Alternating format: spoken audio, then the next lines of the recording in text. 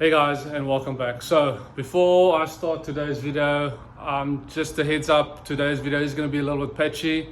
It's going to be over 3 days, I think it is. Reason being, I am still waiting on the H22 rings and seals that I've done in the last episode. I've got Dwayne's vehicle up in the air. He is actually using this as a daily, so I'll be attempting in fitting the sway bar brackets and hardware on this quickly this morning, and then some lowering springs. Got the bar all bolted up. I've got the bushing in there with the little bracket that holds the bar in place. The other side is also done on that side. I've just gave it a little bit of paint. I don't know if you guys can see. I've just used this underbody coating that I had left lying around in the garage, so I just thought might as well just use it. Just gave it a little bit of paint. We still need to do the wheel welds and the back. I need to wash all this dust off and then give it a nice coating, but I think that came out very nice. This is all secure and we can carry on with the next job.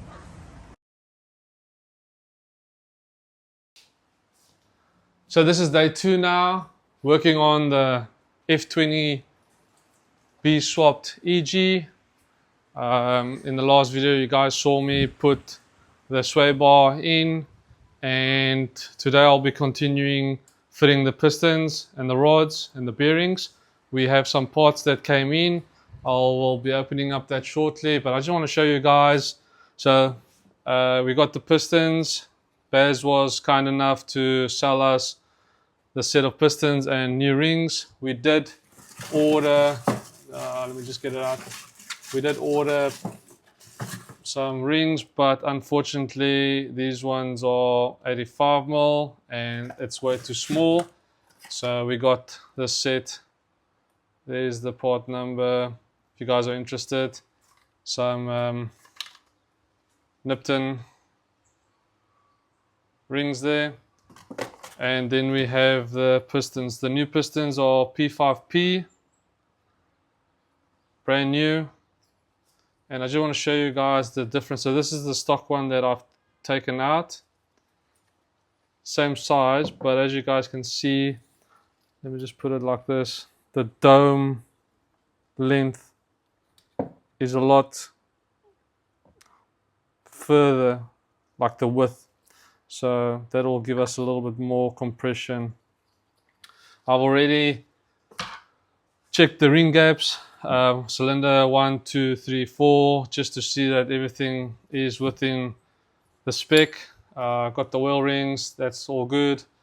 The stock rings, oh my gosh, conrods, and I've got some H22 cams, but we do have another set of cams that we got. I'll be opening up that a little bit later. So I just push it in and then just take a little bit of a, like so. And then as you heard there, snapped. It's all in place. There you can see it's lying in the groove all the way. Just push that in just to make sure that's all done. I'll just be doing all the rest and I'll put the rods on.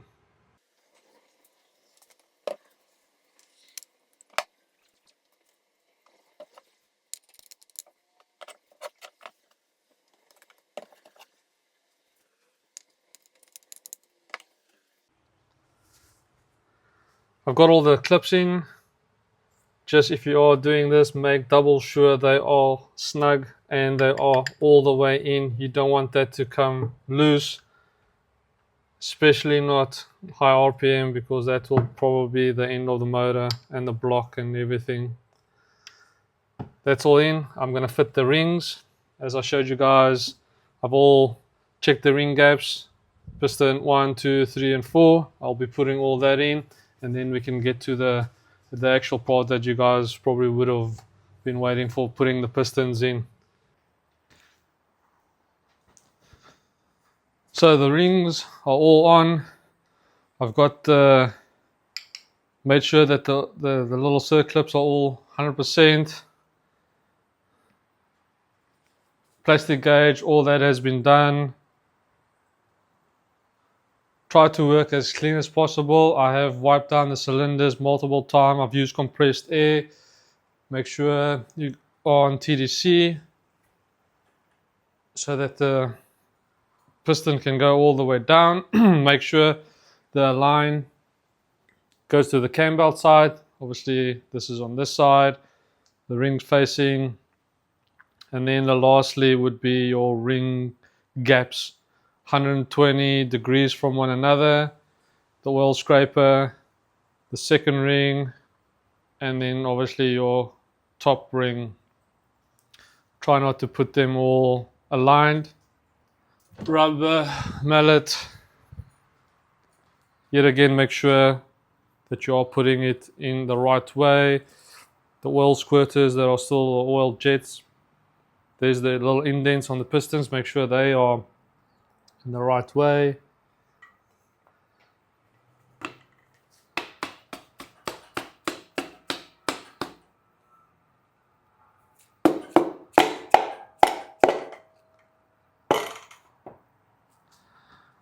So we have number one is in. Let's carry on. Probably be a little bit of a time lapse. I don't want to bore you guys, and then I'll show you once I torque them up.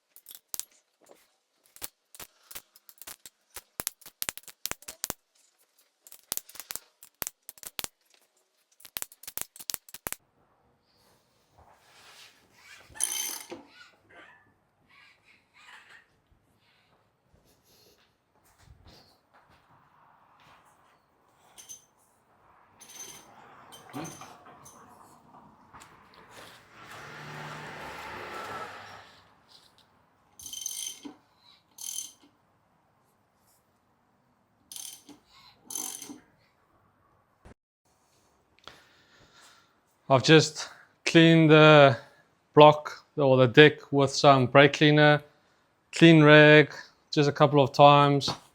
ARPs, there's the part number if anybody's interested, and we'll be fitting these.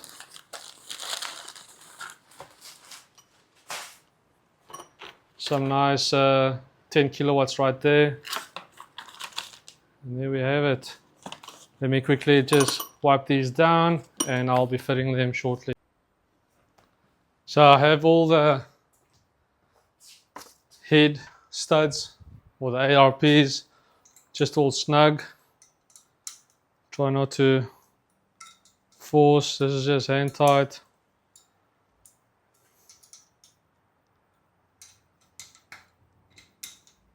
They're all nice and tight, or hand tight. They recommend hand tight. The head gasket, I've just give it a little bit of brake clean on a clean cloth again, and just make sure that you put it the right way around. It does have a marking that says up. On the other side there's nothing. Up, nothing. And then she should fit. Look at that.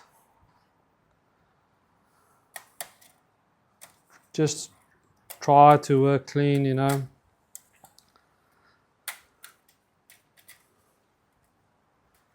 Head gasket is all nice and flush. Everything sits good. So let me get the cylinder head Take two.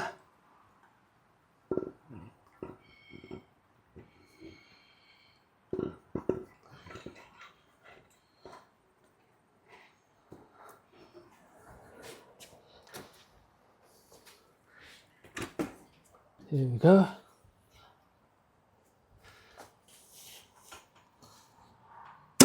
There we go. Nice. If you've guys skipped and you see that the cams are in and how the hell do you put the cams in, well, we still have to torque the head up. I have mentioned that I've just put all the hardware in just to make sure that I do have everything. I'll be taking this off now and assembling the head afterwards. So there is a recommendation by ARP, preload, see there 90, 3 equal steps. So I'll be doing 30, 60 and 90.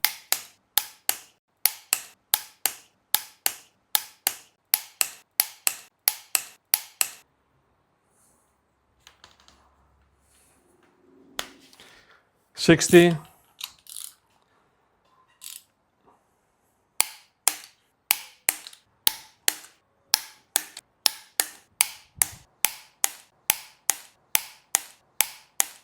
And then the last one is 90.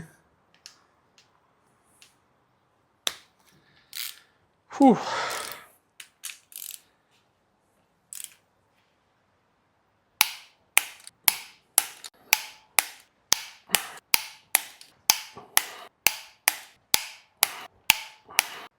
Oh goodness. Just want to show you guys, ports has been just all nicely cleaned, polished. New valve stem seals. Intakes side has also been done, just with a little shape there by the guide. And just cleaned out nicely. Hopefully we'll have a little bit of a gain. But now onto the cams. Oh, let me first clean up this mesh here quickly. So I got the cams. These are the stock ones that we've got with the head, cylinder head, H22 stock cams. I've measured the VTEC globe. Obviously that's the center, the big one. I've measured it. And the Aero R cams are definitely a much larger or a much higher lift. I've got the cams in, cam seals are in. I do not have a water pump, so I can't fit the cam belt. The cam belt has come. So there's the cam belt if anybody's interested in the part number. These are all from Rock Auto. We've ordered parts. So also the sump gasket. We don't have a sump gasket, rim and oil seal, and a crank seal. So hopefully, I think Wednesday was the ETA on that. Then Wednesday I can put the seals in, get the crank seal in. Once the water pump comes, I will probably just show you guys how we put the cam belt on. And that's about it. Oh, what I do before I actually forget, there's one thing. So I've got the exhaust gasket. I don't want to show you the exhaust gasket, but I've got the exhaust gasket, the intake side. I am still working on the intake, well, porting it, but I do have this box.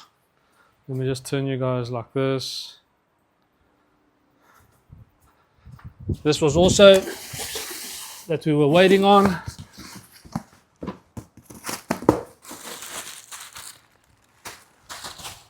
Probably the, oh man, my hands are actually, I'll just wipe it down with some acetone. But look at that. Oh man, this is nice. Oh, this is real nice.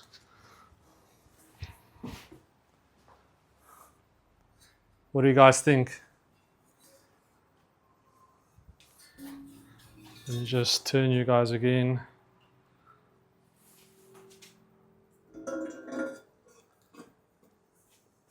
Wow. That looks That looks nice. What do you guys think? Leave it as is or give it a exhaust wrap? The EG is going to look so good. I wonder if it's going to look better just having that all exposed or heat trap. I'm sure we can heat trap that, all the runners nicely, all the way down. What do you guys think? Leave it as is or give it a heat trap? But that's about it for the motor. We are waiting last bits, but we are getting there. We are definitely getting there. So finally the vehicle is back, and for the last thing to do is to fix this. Fitting the lowering springs. Here's a before.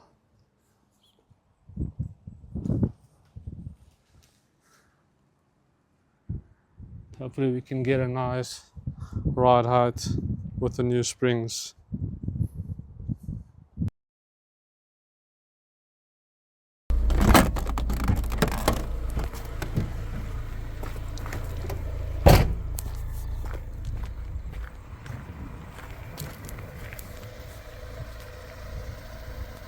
I mean, she's definitely he's sitting a lot lower at the back, also the front. Definitely much lower.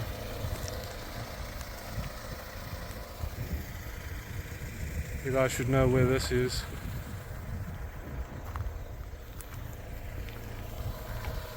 But yeah, let me get her back and then Dwayne can pick up the vehicle. I think that's a very nice ride out.